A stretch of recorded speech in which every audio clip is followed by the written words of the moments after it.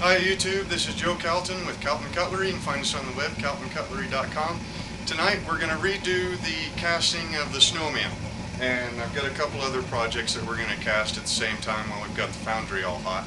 I did the video on casting the snowman in the cast iron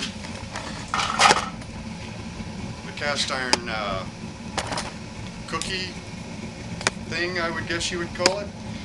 And what we did was we had problems with the mold filling out. So the snowmen didn't really look all that well, or great, and I'll show those to you here in a second. So first we'll go over, while the foundry's warming up, we'll go over my greensand and tell you what I've got going on right now with it, and you can see how well it works when we're done. So come on with me over here. Now I started off playing with the finest sand I could get from Home Depot, which was masonry sand, I believe, and it wasn't very fine. It was dried and it was silica sand, but it wasn't very fine. And then the bentonite clay powder, I couldn't find any, so I found out that you could grind up cat litter because most cat litter is based with bentonite clay. Make a powder out of it, mix it with the sand, and go with it. Well, I tried that. My first batch of green sand, it worked well enough that I was able to cast the 6-inch contact wheel that I made, but it didn't give me very good detail. It was too wet, a whole bunch of different problems. So I went to Menards and got this stuff called Granisil. It says Granisil Silica Fillers, industrial quartz. It was a 50-pound sack for, I want to say, like $4. It's some really fine sand, and it seems to be working pretty well. The bentonite clay powder, instead of going with the cat litter again, I ordered up like 15 pounds of bentonite clay powder, 100% pure, from this outfit, bestbentonite.com, off of eBay. If you zoom in there so everybody can see their address and website. Okay, and they shipped really fast. The price was reasonable. I can't remember if I had to pay shipping on it, but they shipped in a priority flat rate box, so it was really reasonable shipping. I mixed a 50-pound sack of the Granisil sand with 2.5 pounds of bentonite clay powder plus a handful, and then mixed it up dry in this tub, and then with a squirt bottle, like an old Simple Green squirt bottle, filled up with water, just kept spraying it in there, wetting the top, mixing it up, spraying the top, mixing it up, until when I grabbed a hold of it,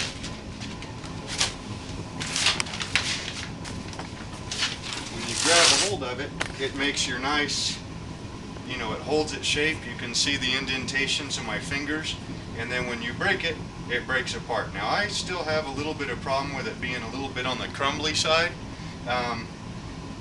which I guess is alright. I'll just keep adding a little bit more clay and a little bit more water each time that I mull it after we're done with the casting, and then it should come in to be just about perfect. So now if you want to come over here. Now, the problems that we were having, especially with the aluminum snowman, with this tin, is that we were, first of all, I don't think I was getting the aluminum quite hot enough. We did preheat the mold, and that seemed to help.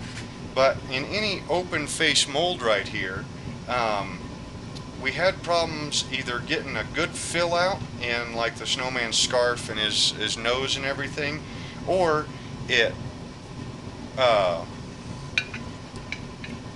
it went really high. It was a real domed back portion, and these things are kind of heavy. The aluminum ones aren't too bad, but the brass and the copper ones are extremely heavy, even with it flat across.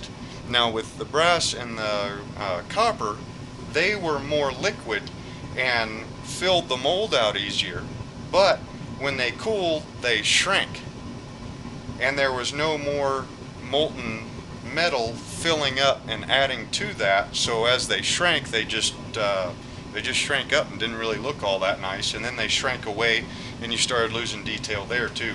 So what I did, I have no idea if this is going to work or not, but I took some Bondo, the regular stuff you get at Walmart. It's a two-part. I mixed it up. I put WD-40 in 2 of these molds, sopped up the extra WD-40 with a paper towel, and then filled the mold up with Bondo. Let it set up, drilled a couple of holes in the, or put a couple of screws in the base, pulled them out, and boy, they came out looking really good. They've got all the detail that the pan has got in them. So now what we'll do is, instead of doing an open top mold, we're going to go ahead and do a greensand rammed mold. And what that's going to do is the pattern, you know, we'll ram it up and then pull the pattern out, and then you'll have a tall sprue, and then when you pour the molten aluminum, copper, or brass in there, it will put head pressure and force the metal inside that cavity left by this mold, and it should give us every bit of detail that we have on this one right here. That's the idea anyway. We'll find out. So anyhow, this is how you do a green sand mold. You've got your cope and your drag. They're just a couple of open top and bottom pine boxes with some locator doohickeys on the side. You make them to where they sit kind of as flat to each other as you can, and then you put these little ridges on the inside, and that kind of helps hold the sand. This one I made especially for smaller projects like this, so I don't have to use quite as much sand. So you take the cope off, you take the drag, you flip it upside down. Now we're going to take our snowmen, and we're going to put one here and one about there. I need you to get the right here. Oh. There you go, so that you can see down inside this. So our first couple of handfuls of sand, I haven't made a riddle yet, so we'll just run sand between my hands to kind of make sure there's no big lumps or anything in there. And we're going to do this until we cover both of the snowmen. Okay, both of the snowmen are covered, so now we can pour it in.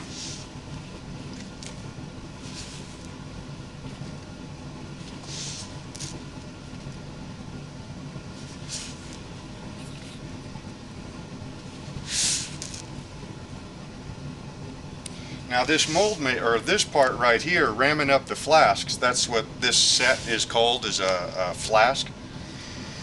This part I got to get a little bit more practice at, because the first time I mixed the sand up, I was having so many problems with it that I kept, every time I went to open the mold or the flask, things would fall out. They wouldn't stay where I put them. So I got to practice quite a bit on that. So the other 2 molds, or flasks, that we rammed up tonight before we started shooting, both of those went well on the first try. So with a little bit of luck, this one will also.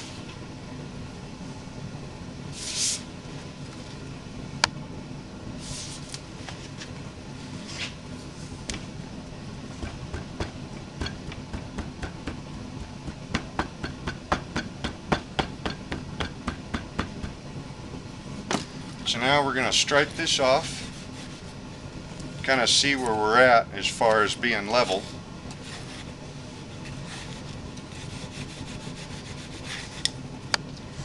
A little bit more there.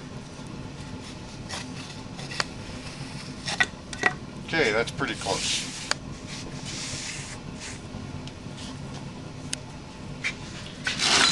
Okay, now what we'll do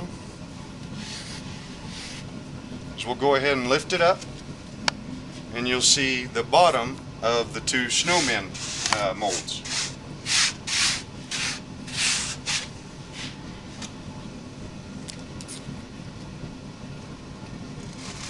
Now we'll go ahead and lay it down, and then we'll use what's called parting dust.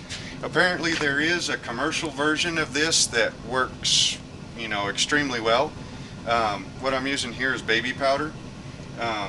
A couple of the books that I've read said that it didn't work all that well, but it sure seems to work pretty good from what I've been using it for.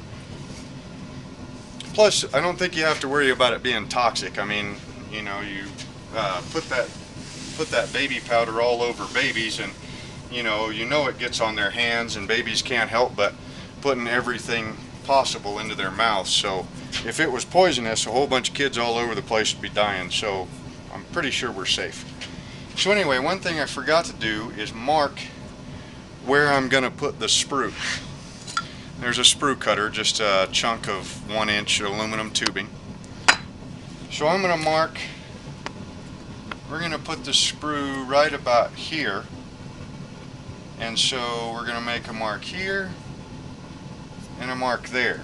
And then that way I can line those two marks up and put my sprue cutter in, and it'll come out right there where I need it, or pretty close. Hold on, let me check the foundry. Okay, we're getting hot, but not hot enough.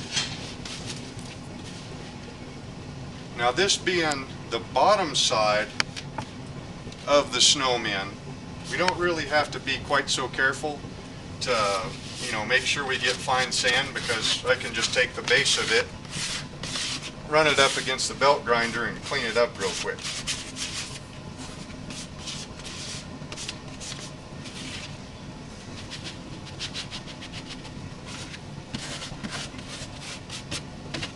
How much time do we have left? 13. How many? 13 minutes.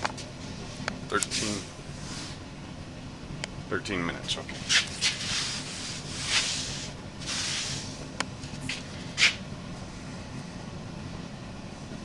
Just kind of spread that sand around, get it tucked up into the corners. We're not going to have enough from that one batch, so Menards also had these cool green buckets. I figured green buckets for green sand would be pretty good. Then they've got these screw-on lids, and then I've got marked on a piece of tape the date that I put this sand together and the base recipe.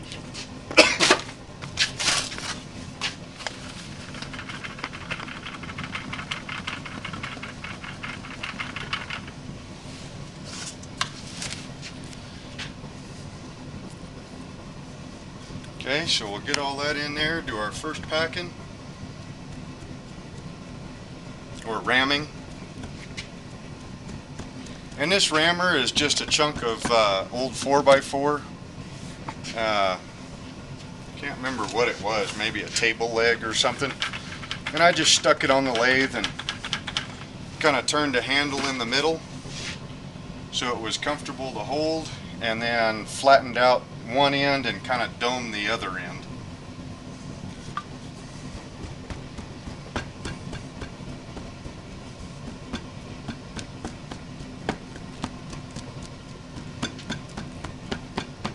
Okay, that's looking pretty good. Let's go ahead and strike this one off.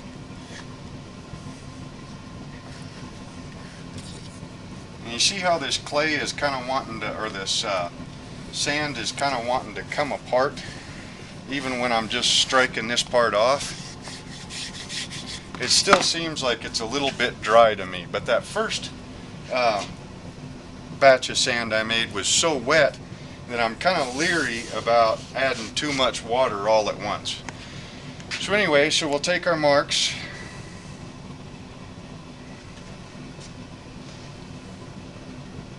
line them up right about there, and there's a hole, so we need to mark. We want to go a little bit past center of the flask.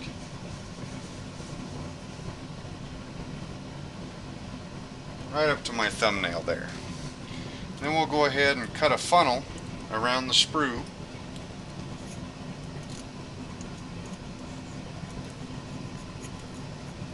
Like that.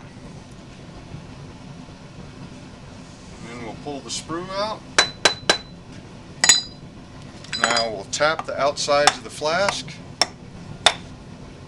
With a little bit of luck, it'll part clean. Pull it straight up. And it did. Got lucky. There's part of the sprue.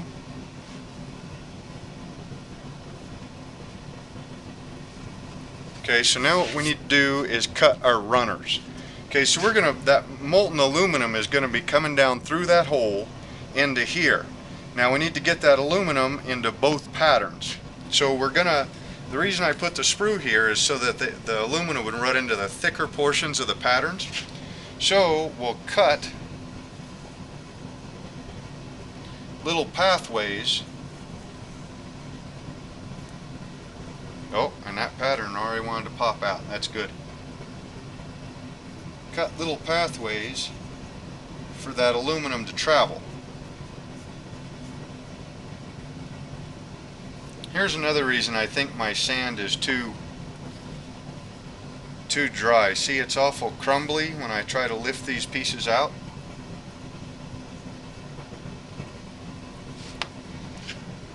Okay, now we need to grab my screws.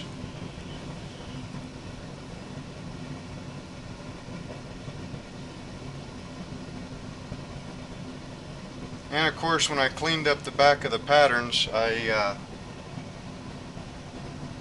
sanded most of the screw holes away. Oh, that one's got it. Okay. So go ahead and lift that out.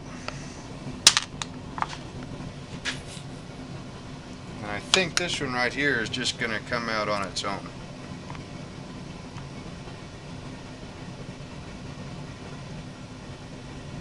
Yep. We'll put some better holes in that before we use it the next time. So now I'm just going to kind of widen these gates out.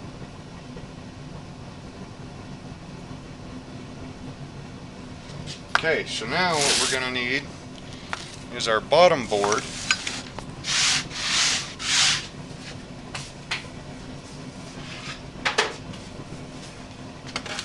Let me check the foundry again.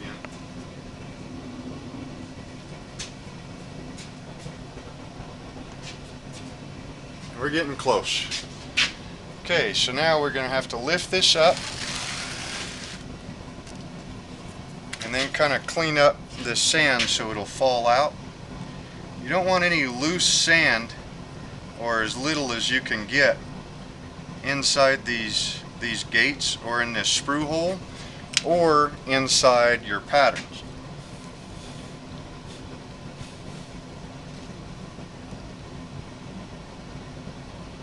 Because remember that to start with on this one, the molten aluminum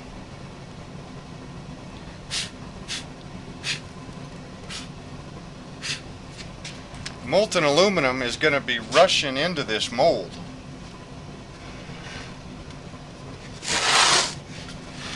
Okay, we put that on our bottom board.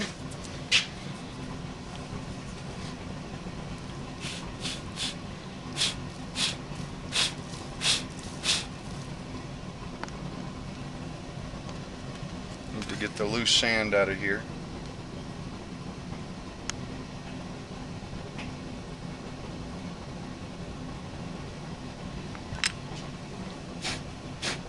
And as small as these patterns are, I'm not going to bother with venting them. And then drop that straight on top. The reason you don't want any of that loose sand in here is because you're going to be pouring this molten aluminum from, you know, a height of about like here. So that aluminum is going to be hitting this funnel with quite a bit of force and then rushing down into the bottom, and then going in two separate directions to fill the snowman up.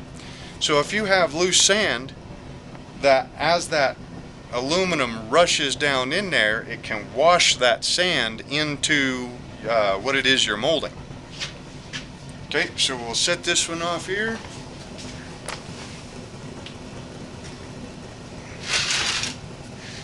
Five minutes. 5 minutes? Okay. So we got 5 minutes left. We rammed up the pattern, so we've got 3 patterns to go.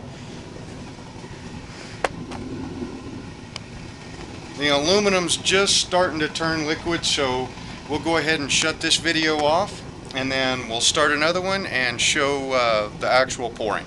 So hope you enjoyed the video, and the next one we'll be pouring the snowmen and a couple other projects, and I'll show you what those are at the beginning of that video.